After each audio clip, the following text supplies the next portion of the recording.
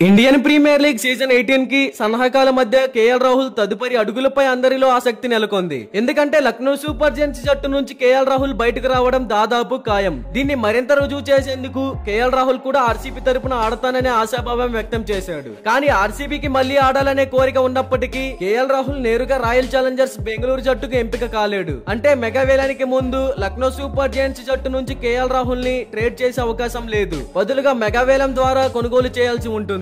ఎందుకంటే ఐపీఎల్ నిబంధనల ప్రకారం మెగా వేలంలో ఆటగాళ్ల ట్రేడింగ్ కు అనుమతి లేదు. బదులుగా ఆటగాళ్లు ఈ మినీ వేలం సమయంలో మాత్రమే కొనుగోలు చేయడానికి అనుమతించబడతారు. కాబట్టి ఈ వేలానికి ముందు కేఎల్ రాహుల్ ని ఆర్సీబీ కొనుగోలు చేయదు. మెగా వేలంలో కేఎల్ రాహుల్ కనిపిస్తే ఇతర ఫ్రాంచైజీలు కూడా అతడిని కొనుగోలు చేసేందుకు ఆసక్తి చూపుతాయి. ఎందుకంటే KL Rahul wicket keeper batsmen. IPL లో Punjab Kings, Lucknow Super Giants జట్లకు నాయకత్వం వహించిన అనుభవం కూడా అతనికి ఉంది. తద్వారా కేఎల్ రాహుల్ కొనుగోలుతో కెప్టెన్, వికెట్ కీపర్, ఓపెనర్ స్థానాలు భర్తీ చేయవచ్చు. అందువల్ల ఒకే ఎంపికతో 3 స్థానాలను భర్తీ చేయగల ఆటగాళ్లను కొనుగోలు చేయడానికి ఎక్కువ ఫ్రాంచైజీలు ఆసక్తి చూపుతాయి. మెగా వేలం ద్వారా కేఎల్ రాహుల్ ను ఆర్సీబీ కొనుగోలు చేయబోతున్నప్పటికీ భారీ పోటీ నెలకొనడం ఖాయం. మరి మెగా యాక్షన్ లో కేఎల్ రాహుల్ ఏ టీమ్ లో పాల్గొంటారో వేచి చూడాలి. మరలా ఆర్సీబీ టీమ్ లోకి కేఎల్ రాహుల్ రావాలి అని మీలో ఎంతమంది అనుకుంటున్నారో కామెంట్ చేయండి. ఇలాంటి ఐపీఎల్ యాక్షన్ కి సంబంధించి అప్డేట్స్ అన్ని మీరు తెలుసుకోవాలి అనుకుంటే మన ఛానల్ ని సబ్స్క్రైబ్ చేసుకోండి. అలాగే ప్రక్కన ఉన్న గంట సింబల్ యాక్టివేట్ చేసుకోండి.